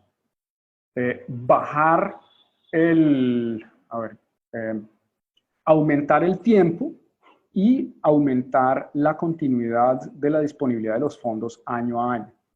¿Esto qué implica? Que en vez de tratar de invertir $500,000 en 3 años, lo que hacemos es que se hace una campaña de consecución de fondos que permite invertir $100,000 cada año, todos los años, durante 10 años como mínimo. Entonces, son 2 modelos de capital paciente un poco distintos, en los cuales se negocia o se trata de negociar con el donante o con el fondeador o con el inversionista. ¿En qué sentido? En que la inversión de pronto sea un poco menor, pero a más largo plazo, y que haya una continuidad en el flujo de caja que permita realmente sostener las actividades en el largo plazo, bien sea a través de este fondo patrimonial o a través de un esquema de flujo de caja que esté diseñado a un mayor tiempo. En Latinoamérica en general, esto ha sido, y diría que en Colombia en particular, ha sido particularmente difícil en el caso de modelos de blended finance, en donde el Estado, o realmente el gobierno en estos casos, porque son los gobiernos quienes deciden en dónde van a invertir las platas, realmente no quieren hacer inversiones más allá de 3 o 4 años, o realmente, en términos generales, más allá de lo que dura un periodo de gobierno. Ese ha sido, digamos, que uno de los puntos complicados. Entonces, la mayoría de las veces nos hemos visto en la necesidad de acudir a modelos de blended finance que casi que excluyen al Estado en algunos casos, porque están enredados el proceso de bajar esas platas a campo, de bajárselas al emprendedor, que no la logramos, o simplemente dicen, mire, si no es a 3 años, no metemos el dinero. Exacto. Sí, ese es uno de los grandes retos, el tema de cómo hacer que el propio fondo sea como como el evergreen, que le llaman, que nunca termina, simplemente que se siga aumentando y haciendo crecer el fondo, ¿no? Exacto. Y hay otro tema ahí en los fondos fiduciarios, que es una pregunta que está haciendo Luis Román, que es otro esquema que hemos hecho, es que hay fondos fiduciarios, hay modelos de fondos fiduciarios en los cuales el inversionista lo que hace es que dice, mira, te voy a poner $1 millón y te los voy a poner a 3 años. En 3 años vemos si has cumplido con los objetivos, y si en esos 3 años has cumplido con los objetivos, te renuevo ese $1 millón otros 3 años. Si no los has cumplido, los retiro. Entonces, por lo menos el inversionista ahí no siente que está perdiendo capital, pero está dando así un préstamo en el cual este dinero se usa para producir más dinero que se reinvierte en el proyecto. A través de las utilidades se usa una parte para administración y digamos que es una especie de préstamo sin interés para producir dinero. Entonces hay distintos modelos que hemos intentado que son, digamos que le interesan a distintos inversionistas de distintas maneras, pero en algunos casos digamos que eso depende también de la disponibilidad y de la capacidad de asumir el riesgo, como decía Ana, de cada inversionista. Hay inversionistas, en general en Latinoamérica, somos muy conservadores. Somos excesivamente conservadores. Entonces, en general esos inversionistas tienden a estar fuera de Latinoamérica para efectos de poner esos capitales. Exacto. Y sí, es muy cierto lo que se menciona. Creo que por el lado del mundo de la inversión todavía hay un largo trecho por trabajar en temas de educación. Y, por ejemplo, hay personas con alto patrimonio que muchas veces están viendo opciones de inversión y el tema de inversión de impacto todavía no les es muy cercano, sino más bien la priorización del retorno económico. Augusto, desde la experiencia de ustedes, ¿qué nos podrías comentar sobre estos distintos instrumentos financieros que se pueden utilizar en el mundo de la inversión en la Amazonía? ¿Y cómo has visto que el sector que los emprendimientos han respondido también respecto al uso de capital paciente? Creo que acá en nuestra situación, más do que mirar los logros o las ganancias, el investidor de impacto hay que tener propósito, hay que acreditar en el potencial de transformación de los emprendimientos. Acá en Brasil, creo que es la misma situación en otros países. La gran parte de las inversiones en la Amazonas viene o de São Paulo o de instituciones internacionales. ¿Qué estamos haciendo acá en PPA? Son eventos, foros o espacios para la discusión de las inversiones de impacto mientras el ambiente del Amazonas. O sea, hay que añadir los empresarios e inversionistas locales para que también puedan acreditar en el potencial de transformación. Lo que pasa es que en gran parte de las veces ellos no entienden o no conocen los instrumentos innovadores de inversiones de impacto. Entonces, estamos acá haciendo una generación de conciencia local para que los empresarios, los actores locales puedan también se sumar o hacer parte de la transformación como un todo.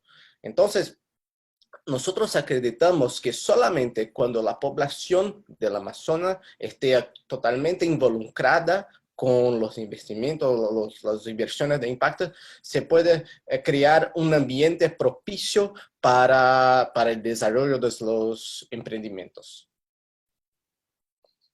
Gracias, Augusto.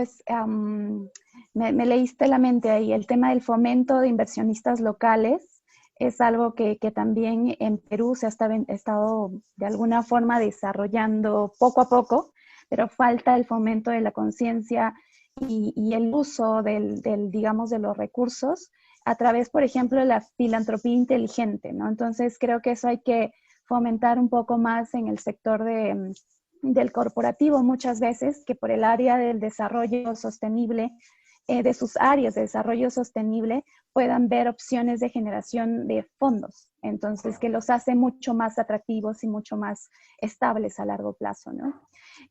Pero bueno, por el lado de los emprendedores, yo sé que la ruta que ya nos han comentado acerca de la búsqueda de financiamiento también es algo bastante complicado muchas veces, como los emprendedores a veces se inician solos y en el camino se van buscando y acercando otros actores. Entonces, Valerie, ¿nos puedes comentar un poquito cómo ha sido tu experiencia en la búsqueda de financiamiento y qué oportunidades crees que hay en el sector del mundo de inversiones para emprendimientos en la Amazonía? Bueno, de hecho para nosotros empezar a postular a este tipo de concursos que premian y reconocen a emprendimientos socioambientales nos ha ayudado a fortalecer este concepto, ¿no? de un crecimiento colectivo y de lo que estaba hablando de un impacto social, para que así nosotros podamos reconocer y tener esta inversión para poder seguir invirtiendo y seguir realizando proyectos que nos puedan permitir cumpliendo con estos propósitos sociales y ambientales que hemos tenido, ¿no? En esa línea también hemos estado, ahora somos parte del portafolio de Nest, y no solo nos dan la inversión necesaria para seguir creciendo, sino también todo el know-how para seguir implementando todos esos recursos que se necesitan para tener un manejo adecuado de la inversión y que se vea realmente reflejada en las comunidades y en los grupos beneficiarios a los cuales tú quieres realmente apoyar, ¿no? Como en el caso del proyecto que tuvimos en Ucayali y cómo lo implementamos y el resultado a corto y a largo plazo que hemos tenido con las artesanas, ¿no? Gracias, Valerie. Creo que también es importante señalar que en el recorrido de la búsqueda de financiamiento, conocer muy bien el modelo financiero muchas veces no es sencillo. Como emprendedores se tiene que hacer de todo un poco y creo que también es parte del valor agregado que puede dar un inversionista de impacto en el tema del soporte a la organización para que justamente identifique cuáles son esas necesidades que pueda tener un emprendimiento, un emprendedor, ¿no? Marco, ¿nos puedes comentar un poquito qué opciones ves de aquí a largo plazo para el crecimiento de WINAC en financiamiento? Bueno, creo que comparto con la idea de usted, ¿no? Todo emprendedor es difícil a un inicio y recalcar lo que tú mencionas, ¿no? Entonces, al pasar del tiempo va creciendo con sus productos, innovando. Es necesario, fundamental a los pequeños asociados y tenemos no tenemos bastante experiencia en eso, pero es importante mencionar que para los asociados es importante el capital del trabajo, ¿no?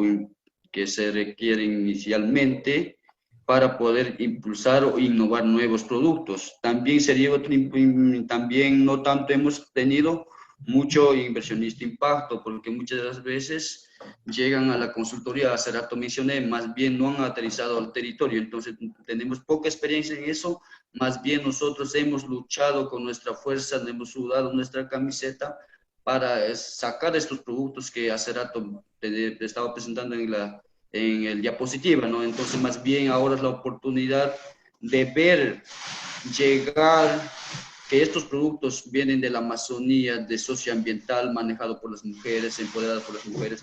Ese tipo de cosas nosotros queremos que involucren al territorio, que involucren netamente que verdaderamente necesitan para innovar, para tener lo que hace rato mencioné, el oro verde, es sacar un aprovecho de un producto sostenible para a largo plazo, no a corto plazo. A veces, muchas veces, tan inversión no debe involucrarse en ese contexto, se pierde el capital de semilla. Entonces, más bien nosotros, si habrá la oportunidad, en este caso, nosotros como William no hemos tenido bastante experiencia en eso, más bien nosotros vemos la posibilidad de un fondo semilla o capital inicial para poder generar, impulsar, dar más fuente de trabajo, más apoyo a las comunidades y el beneficio sea equitativo y comunitario para nuestras comunidades. Gracias, Marco. Sí, creo que lo que puedo rescatar de lo que tú mencionas es que efectivamente por el lado de los inversionistas, otra de las características también de un inversionista de impacto es el tema de su flexibilidad.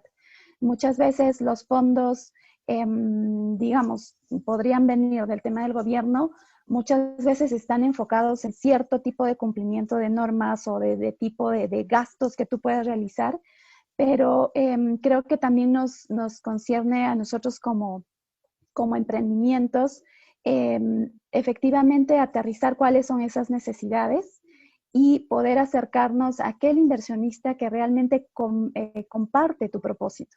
Entonces, creo que de esa forma, entre el alineamiento de un inversionista de impacto y un emprendimiento de impacto social y ambiental, creo que es súper crucial encontrar estos puntos de encuentro, valga la redundancia, para poder hacer el match con un inversionista y un emprendimiento. Entonces, muchas veces decimos que no hay emprendimientos o no hay inversiones.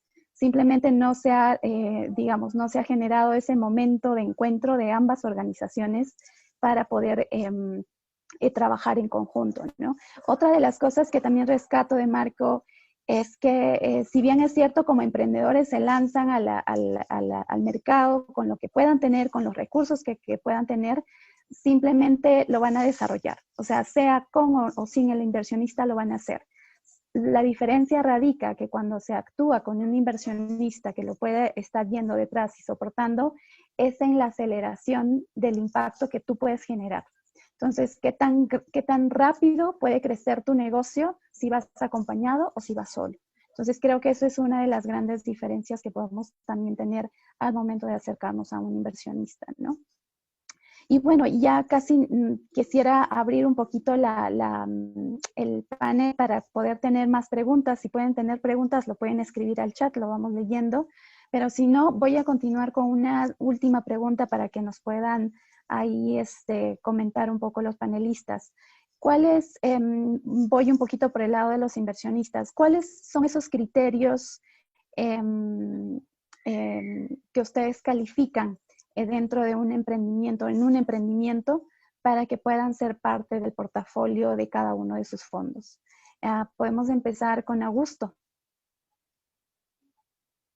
Sí, podemos, Isabel. Para nosotros tenemos acá, puedes decir, 3 principales criterios para trabajar con emprendimientos en la Amazonas. El primer criterio es trabajar con desarrollo sostenible, o sea, hay que tener alguna perspectiva de generación de ingresos que se pueda mesurar.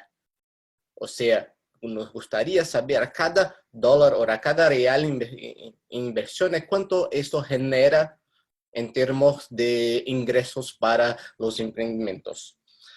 El segundo criterio es que todas las inversiones tienen que ser de largo plazo. Entonces, los emprendimientos hay que presentar una especie de business plan atestando que van a utilizar la inversión en un largo plazo para el desarrollo del emprendimiento. Por último, y también muy importante, hay que demostrar también una capacidad de independencia financiera. O sea, al término de la inversión, tenemos que tener seguridad que la institución o el emprendimiento va a tener capacidad de andar con sus propios pies, ¿sí? Entonces, estos son los principales principios que adoptamos acá, pero siempre estamos dispuestos a una charla, a una conversa más aprofundada para entender cuáles son las debilidades o las dificultades de cada emprendimiento. Genial, Augusto. Ana. En nuestro caso, yo diría que el criterio más fuerte para nosotros abrirnos las puertas o decir acá no es lo que nos interesa para invertir, tiene que ver con qué tan alineado es el negocio con nuestras expectativas de conservación, de impacto en general. Entonces, un modelo de negocio que cumple con esas expectativas, que de alguna forma está contribuyendo a esfuerzos de conservación, de restauración de ecosistemas, que está alineado con nuestras prioridades geográficas, con nuestros intereses sectoriales, definitivamente es como el primer filtro y tal vez el más grande para decir podemos invertir en este tipo de emprendimiento o no. Hay otra serie de criterios importantísimos también, pero creo que son mucho más llevaderos y se pueden ir trabajando a lo largo del tiempo. Por ejemplo, el hecho de que las empresas ya estén generando ingresos. Para nosotros llegar a un punto de inversión necesitamos ver emprendimientos que no estén en una idea temprana, sino que ya estén en el mercado. Sin embargo, eso no limita la posibilidad de que empecemos conversaciones mucho más temprano cuando las empresas todavía no están en ese punto, pero al final las relaciones se construyen con el tiempo, ¿cierto? Entonces, un par de años puede ser muchísimo acompañamiento y no necesariamente que estemos en ese punto de inversión, pero dentro de 2 años es posible que sí. Entonces, yo no diría que estos otros aspectos son filtros que van a dejar por fuera a una empresa con la posibilidad de participar en una inversión. Y de igual forma, pues hay otros elementos en cuanto al tipo de instrumento que la empresa requiere. Si, por ejemplo, en una etapa muy temprana, las empresas a veces buscan inversiones que no necesariamente son crédito y tal vez nosotros estamos más enfocados en crédito. Entonces, acompañar a la empresa y llegar a ese momento adecuado es también de igual forma algo manejable. Entonces, muchos de los criterios son para incluir en esa relación con las empresas, mientras que el tema del impacto realmente es como el criterio más fuerte para nosotros para tomar la decisión si es el tipo de emprendimiento en el que queremos participar. Gracias, Ana. Es muy valioso lo que mencionas en la parte de la construcción de un vínculo con un inversionista, por más que no sea el momento de lograr una inversión. Creo que como por el lado de los emprendimientos también es súper importante tener como buena práctica la construcción de una relación a largo plazo con un potencial inversionista, ¿no? Y Santiago, como fondo también, ¿cuáles serían esos criterios que ustedes priorizarían? Bueno, en general, nosotros sí, o por lo menos desde Global Heritage Fund, hemos financiado ideas. Y realmente, ¿por qué? Porque incluso como decía Ana, y incluso pues el foco de CI Ventures ya son proyectos, emprendimientos que han entrado o han pasado de la fase semilla a operación. Y nosotros hemos encontrado que realmente donde más hacen falta los fondos es en la fase de idea, presemilla y semilla, realmente. Y lo hemos sufrido en carne propia también, en que se propone una idea y se propone una idea ante un fondo de impacto y nos dicen, no, no, no, cuando tengas todo listo y cuando tengas el negocio andando, sí hablamos. Entonces, eso ya es muy tarde y lo identificamos como muy, muy tarde. Entonces, en algunos casos, y sí estamos muy abiertos a oír ideas. GHF está basado en San Francisco y nació en Silicon Valley. Y Silicon Valley es un sitio donde se financian ideas. Así de sencillo. Entonces, en ese sentido, es un poco más arriesgado, pero el proceso usualmente implica, como les decía, un proyecto piloto, por lo menos. Un piloto en el cual la idea se pone en marcha y se genera algo que podemos llamar un proof of concept, una prueba de que, oiga, esto realmente sí tiene sentido. Lo otro que es importante es que haya una diversificación en términos de dónde van a venir los fondos. Entonces, no ser los únicos. En ese sentido, las personas tienen que entender que tiene que haber una diversidad de fondos. Como decía Augusto también, que haya un plan de negocios realmente sostenible, realizable y aterrizado. Y en general que podamos tener impacto social basado en evidencia. No en lo que a mí me gustaría, simplemente en una idea bonita. Debe haber realmente un aterrizaje de ese impacto social y usualmente lo medimos en el tiempo. Tratamos de ver cuál es la variación en los ingresos de la población, sobre todo en el caso de emprendimientos indígenas que hemos hecho acá en la Sierra Nevada de Santa Marta, en el cual pues realmente podemos medir que sí haya una variación en el ingreso del emprendimiento como tal. Y tratamos es de no ser para nada paternalistas en términos de hacia dónde se van las utilidades y el tipo de emprendimiento que se quiere realizar. Al final del día, pues tenemos ciertos criterios de cuidado, pero tratamos de ser muy poco paternalistas en ese sentido. O, por ejemplo, dentro de un emprendimiento, cómo se van a repartir las utilidades. Hemos tenido en un caso 10 años de modelos cambiantes cada año de cómo se reparten las utilidades entre la comunidad.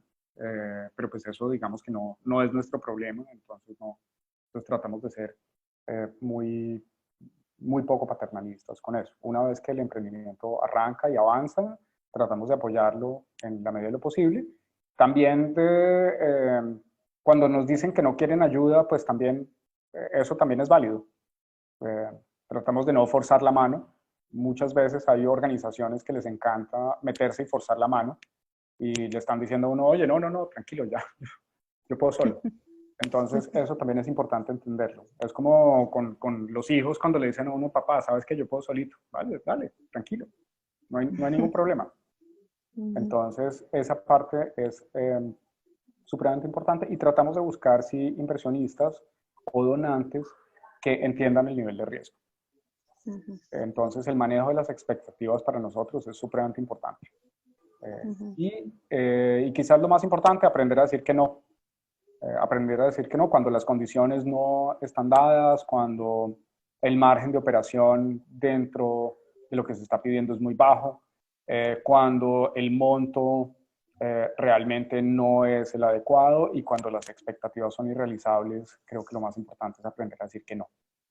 Es difícil, sobre todo para muchos emprendedores, es muy difícil, pero es absolutamente necesario en algunos casos decir que no. Exacto, genial. Gracias, Santiago. Y esto, lo que has venido comentando, me lleva a adicionarle una pregunta más a Augusto. ¿Cuáles son esos criterios de salida de una empresa ya que ha estado trabajando con ustedes? Porque como bien menciona Santiago, pues en algún momento el emprendimiento anda solo y necesita simplemente la inversión, y en términos de fortalecimiento de capacidades muchas veces ya lo han superado con el acompañamiento que han podido tener. Y bueno, y finalmente puede ser un criterio de salida exitoso de una empresa, de un portafolio, de un fondo de inversión. Entonces, ¿cuáles son esos criterios que ustedes considerarían?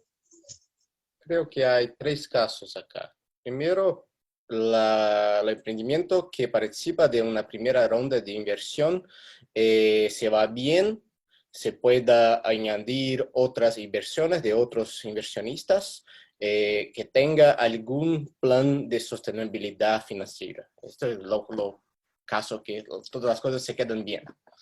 Hay los casos también que las cosas no se quedan tan bien, pero creemos que nuestro capital no es tan efectivo en términos de proporcionar un aumento de ingresos del emprendimiento. Entonces, en este caso, hacemos un acompañamiento de lo que está pasando, pero recuamos en nuevas inversiones. El tercer caso, estamos con nuestros aliados aquí de Nest. Tenemos un caso que está pasando ahora con emprendimiento en Amazonas. Es cuando no hay un buen diálogo con el emprendimiento, cuando no se hace una charla plena, o sea, no se logra algo en conjunto. Hay una discrepancia muy grande de entendimientos. En este caso, retiramos la inversión o no hacemos un otro contrato.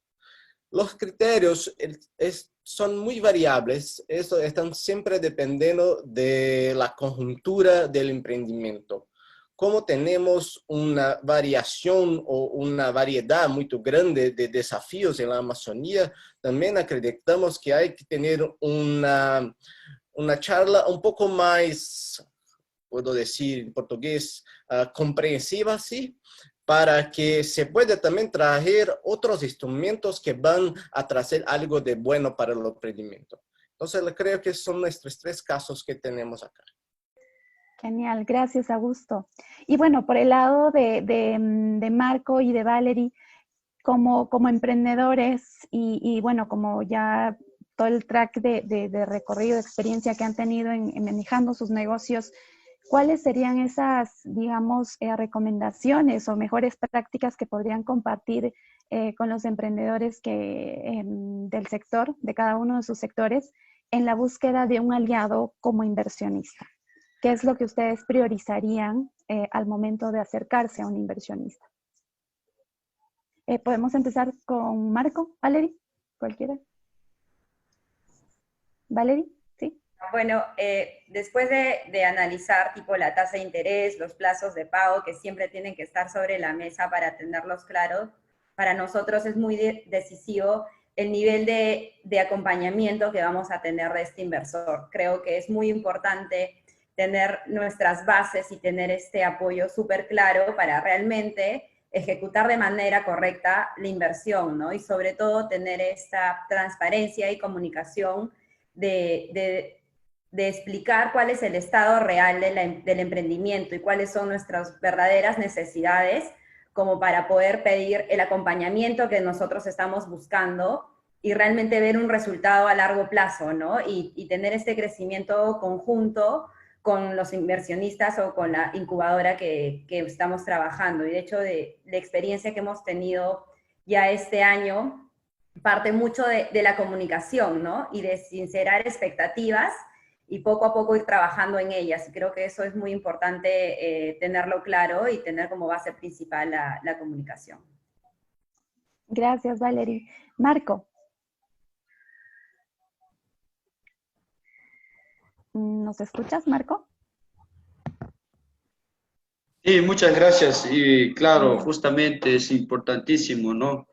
Como dice la compañera Valerie, y verla primero es la estructura, cómo está la situación del emprendedor en este caso, y también de los inversionistas, tener una claridad desde ese punto de vista, los fondos ángel y el plazo para poder apoyar entre organizaciones. Igual también es otra tasa, debe ser muy mínimo para poder impulsar, ¿no? Y también es otra sostenibilidad de este trabajo, ¿no? Más bien partir de ese punto, tener bien claro qué queremos pedir y cómo tiene que trabajar de ambas partes, el inversionista, también el emprendedor en este caso, ¿no? Entonces, ese punto de vista manejamos como pueblos y en este caso emprendedores de aquí, como Viña. Gracias, Marco. Y bueno, ya con esto ya vamos a ir cerrando el panel. Ha sido muy, muy rica la discusión que hemos podido tener, pero tenemos algunas preguntas antes de cerrar. Erika Flores nos está preguntando algo sobre, en términos de la seguridad jurídica de un país y cuáles son esos riesgos de inversión y qué tan atractivo puede ser un país para el tema de las inversiones.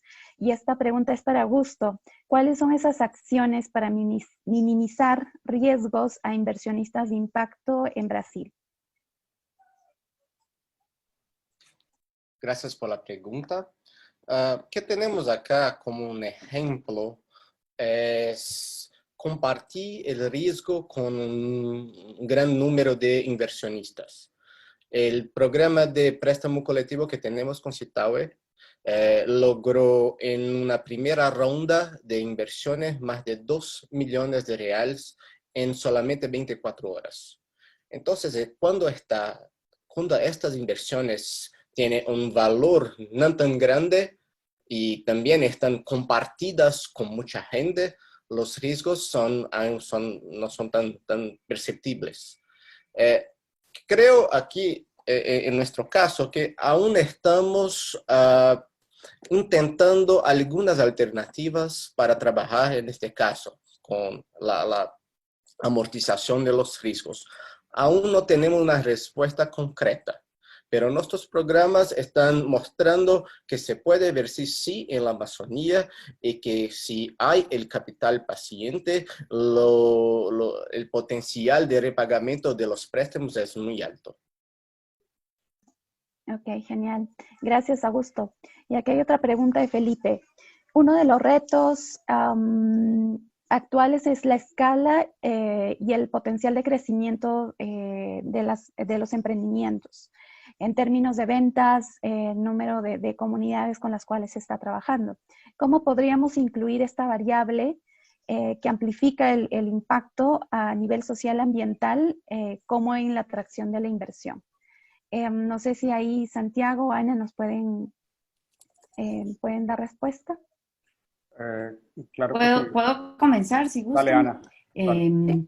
Yo creo que pues es muy variable la forma en que cada fondo de inversión puede evaluar el impacto. Sin embargo, y más como a manera de ejemplo, les cuento un poco lo que nosotros hacemos.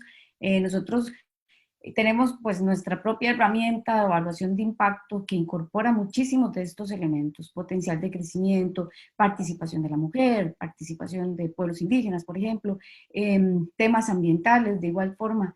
Y esta evaluación de impacto nosotros la incorporamos en la definición de las condiciones, de manera que si vemos ese potencial para amplificar el impacto a nivel social o a nivel ambiental, eso se ve reflejado en una mejora de la tasa de interés y que estas condiciones no solamente se definan por un tema de riesgo. Vemos que en la inversión de impacto el riesgo juega muy de la mano con el impacto, ¿verdad? Entonces, ¿cómo podemos ver eso reflejado en mejores condiciones con respecto a las alternativas de acceso a crédito que puede haber localmente? Es un elemento importante a considerar, pero bueno, creo que es solo un ejemplo de muchas otras formas en que nos podemos asegurar que estamos apostándole a la empresa o al emprendimiento que tiene esa capacidad de amplificar las soluciones a nivel comunitario o a nivel ambiental que vienen asociadas a esa actividad.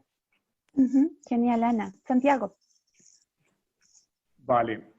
Uno de los aspectos más importantes para nosotros, sobre todo en términos de crecimiento, es entender muy bien cuáles son esos límites a ese crecimiento. En el proyecto que tenemos acá en la Sierra Nevada de Santa Marta, por ejemplo, y que está basado en turismo y en emprendimientos de turismo a lo largo de un corredor, de un camino, nunca hemos querido crecer mucho. Hemos querido es que los ingresos para la población sean sostenidos en el tiempo, que haya un crecimiento orgánico y mesurado que permita tener una curva de aprendizaje. ¿Por qué? Porque si hubiéramos tenido una avalancha de turistas, simplemente las condiciones y la situación hubiera sido inmanejable tanto para los operadores indígenas como para los operadores campesinos. Entonces, el crecimiento hay que entenderlo de una manera compleja y complicada. ¿En qué sentido? En que en este caso, que es el corredor camino hacia Ciudad Perdida, siempre se ha posicionado casi que como un anti-Machu Picchu. ¿En qué sentido? En que si a Machu Picchu van 1.200.000 personas al año, acá a Ciudad Perdida solo entran 26.000. Y eso está perfectamente bien. Nunca ha habido un interés de crecer por crecer, ni de que el crecimiento sea, veamos, pongámoslo de otra manera, de pensar el número de ventas y el crecimiento como la variable de éxito. Esa para nosotros no es la variable de éxito. Entonces tiene uno que entender muy bien realmente cuál es esa variable de éxito, cuál es el índice de sostenibilidad que uno quiere generar y cuáles son las limitantes y condicionamientos que se requieren en una zona particular para que ese crecimiento sea orgánico y no tenga unas consecuencias realmente funestas para la zona. En el caso, por ejemplo, ahorita en el caso de Machu Picchu, ya el gobierno peruano se vio en la obligación de decir, mira, solo pueden entrar el 50% de personas, que estaban en 1.200.000 personas al año, que eso igual te genera unos niveles de crecimiento que muchas veces son insostenibles ambiental y socialmente. Y lo otro también, en algunos casos, es que haya una diversificación en lo que realmente se está ofreciendo. Porque en muchas comunidades tiende a haber un enfoque en que te digo yo, en el caso de comunidades acá en la Sierra Nevada de Santa Marta, que se enfocan en producir solo mochilas, pues mochilas tejidas de lana. Y entonces se empiezan a saturar los mercados. Entonces, cuando tú creces solo con un producto y lo posicionas muy bien, corres el riesgo de saturar ese mercado. Entonces estamos también diciéndoles, mira, no te enfoques en un solo producto, que sea un rango más amplio de productos y que te permita realmente tener unas ventas orgánicas que estén de acuerdo a tus capacidades de producción. Muchas veces esas capacidades de producción artesanales son muy limitadas. Entonces, si llega un pedido de afuera, del extranjero, de, ¿qué les digo yo?, de 20.000 X cosas, pues simplemente no hay cómo hacerlo. No hay cómo hacerlo. Hay que darle tiempo a las cosas. Y en algunos casos, por eso decía la importancia de decir que no, es que si le piden a uno, porque hemos tenido casos de inversionistas que llegan y dicen, mira, si aceptas mi inversión, yo te prometo que tus números de visitantes van a subir al doble o al triple. Y hemos dicho, pero es que eso no es interesante ni para las comunidades ni para nosotros. Exacto. Entonces, esa parte es supremamente importante. Exacto, muy importante. El tema de las expectativas y también qué tan saludable va a ser el modelo de negocio a largo plazo, no solamente para el modelo de negocio en términos financieros, sino también para la comunidad y sus expectativas, ¿no? En torno a lo que puede responder, y no hay por qué forzar, simplemente es un crecimiento orgánico que se puede dar a largo plazo. Y bueno, hay otra pregunta de Edwin. Menciona, los enfoques de inversión y financiamiento son para productos y recursos de la biodiversidad. ¿Por qué no se apoya los esfuerzos de financiamiento de beneficios ecosistémicos que aporta la Amazonía? No sé si ahí alguien nos quiere ayudar a responder. Tal vez puedo hacer un breve comentario. Sí, claro. Yo creo que sí se da. Lo que pasa es que usualmente está asociado a inversiones un poco más complejas. Entonces, por ejemplo, podemos ver que en la Amazonía hay bastantes inversionistas que están buscando invertir en extracción de productos naturales del bosque, pero que los ingresos no solamente vienen, por ejemplo, de la venta de un aguaje en la Amazonía peruana, sino que también vienen de venta de bonos de carbono asociados a un servicio ecosistémico que ofrece la Amazonía. Lo que pasa es que la estructuración de una inversión de ese tipo usualmente es más compleja, requiere ciertas capacidades de conocimiento del mercado de bonos de carbono, de medición de carbono que puede ofrecer ese bosque, o por ejemplo esfuerzos asociados a reforestación, pero requieren ciertas habilidades técnicas o ciertas capacidades que alguien que está inmerso en el negocio de frutos de la Amazonía tal vez no necesariamente tiene dentro de su equipo. Entonces, yo creo que obedece más un tema de complejidad, pero sí hay algunos inversionistas que lo están haciendo. Ahora, el otro reto es que algunos de estos inversionistas tienen como montos de inversión muy altos, porque están buscando proyectos de miles de hectáreas en donde no es fácil calificar para llegar a esa posición. Entonces, esa es como mi lectura del gran reto que existe en cuanto a incorporar otros servicios ecosistémicos que pueda ofrecer la Amazonía. Sí, ahí simplemente para complementar lo que dice Ana, en general, hay unos problemas complejos en términos de esas inversiones en servicios ecosistémicos en verificación. Sobre todo porque cuando estamos hablando de cientos de miles de hectáreas, la verificación de que en realidad no se esté talando, que no se estén deteriorando las condiciones ecosistemas, son costosos. Son supremamente costosos y son mecanismos de inversión que, como bien lo decía Ana, son complicados. Son complicados. Una compañía no va a invertir 300 o 400 o 500 millones de dólares en un mercado de bonos de carbono si no hay mecanismos de verificación muy claros, si no puede ir a visitar la zona, por ejemplo. Estamos teniendo problemas de ese nivel que dicen, bueno, yo quiero ir a ver lo que está pasando. Ya la imagen de satélite está bonita, pero necesito ir a verla. Y la comunidad te dice, no puedes entrar. Entonces, ahí no es posible. Y que estamos hablando en algunos casos de millones de hectáreas. Y administrar millones de hectáreas nunca es fácil. Nunca es fácil. porque puedes tener minería ilegal y pues ni siquiera los estados latinoamericanos no están en capacidad de controlar la minería ilegal.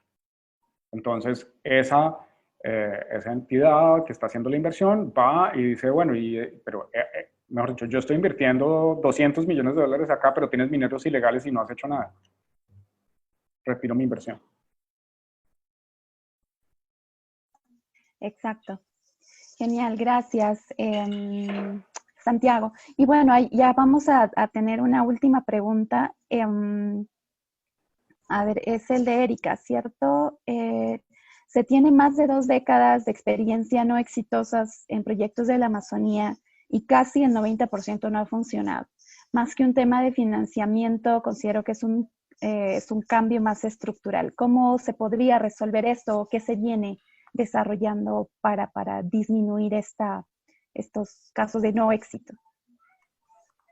Ahí, no sé, Augusto, quizá, ¿nos quieres comentar algo? Ana, Santiago.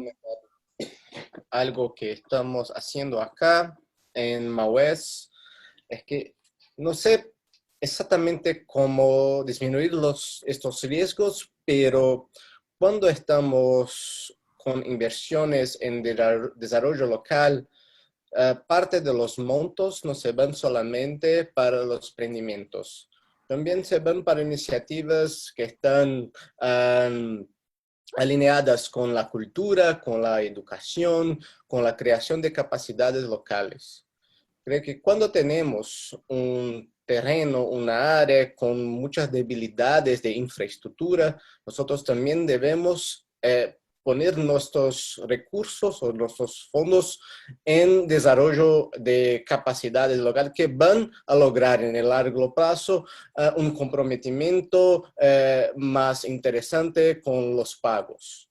Entonces, ¿qué estamos haciendo acá? No solamente invertir en emprendimiento, pero también en educación, en deporte, en cultura, para que toda la conexión o la red de los emprendimientos esté también fortalecida. Esto creemos que va a disminuir los riesgos. Gracias, Augusto. Sí, para complementar, yo diría que, bueno, en primer lugar, disminuir los riesgos para un emprendimiento es casi que imposible.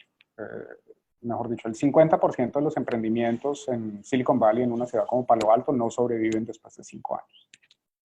Esa es la realidad pura y dura del emprendimiento. Entonces, pretender que no haya, o mejor dicho, que haya un porcentaje de éxito supremamente alto en una zona como la Amazonía o las zonas rurales de Latinoamérica, pues es irreal. Realmente es irreal. Eso es irreal. Ahora, formas de mitigar el riesgo. Yo creo que hay que tener un conocimiento profundo de la comunidad y de la zona en la cual uno está trabajando.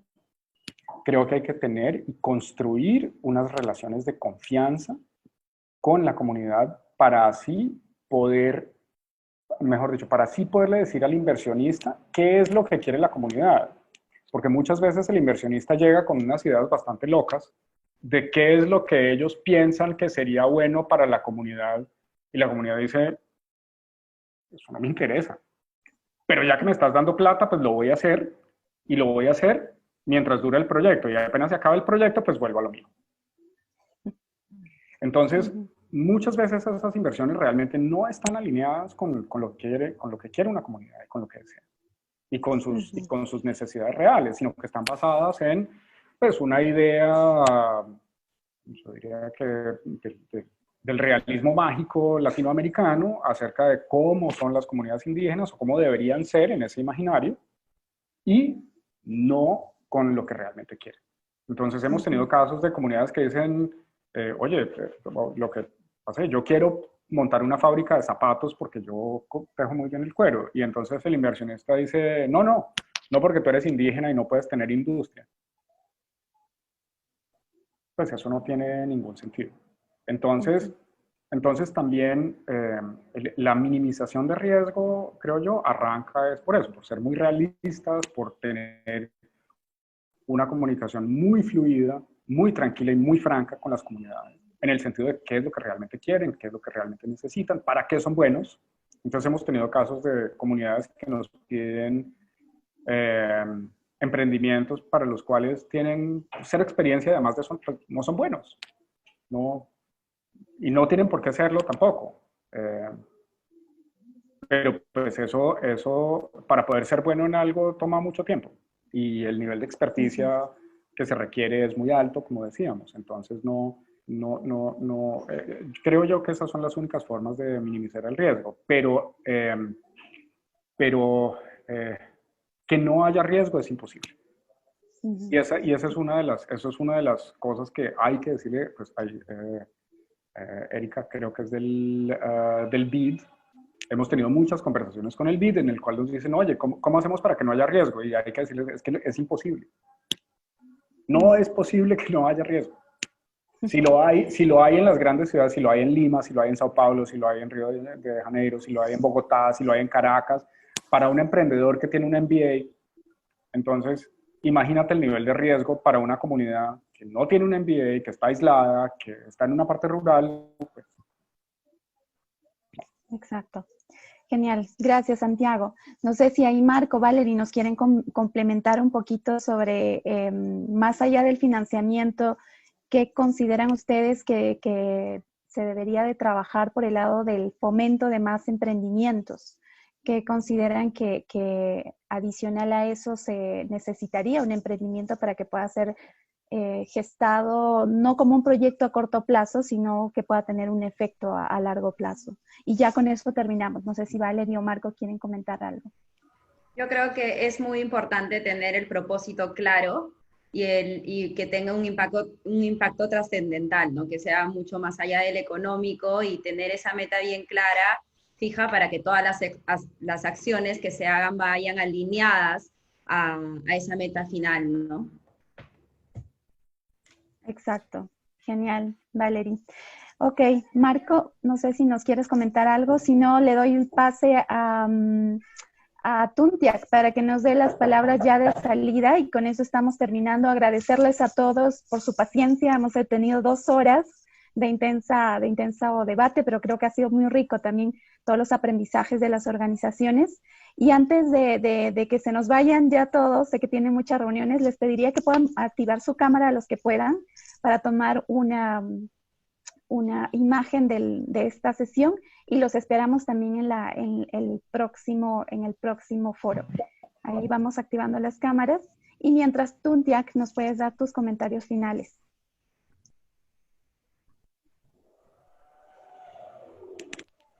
Uy, por ahí está Tuntiak, todavía no está.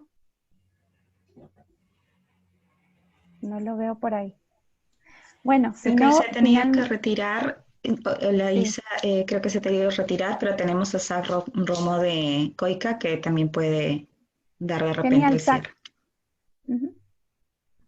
No, Isabel, Claret y a todos, muchas gracias por este encuentro, ha sido realmente enriquecedor. Vamos viendo, vamos acercándonos a lo que es el develar este enigma de la economía indígena, ¿no? Cómo es que vamos planteando un modelo de desarrollo sostenible a futuro, cómo es que vamos intercalando con los sistemas de mercado, y cómo es que establecemos medios de vida realmente adecuados para nuestras comunidades. No, este ha sido el tercer foro, un éxito.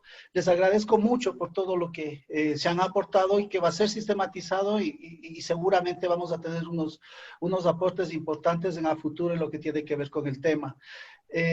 Eso, agradecerles y nada más que invitarles al próximo foro el 25 de noviembre, donde estaremos tocando igual temas de mucha trascendencia en este campo. Un gusto, hasta luego. Listo.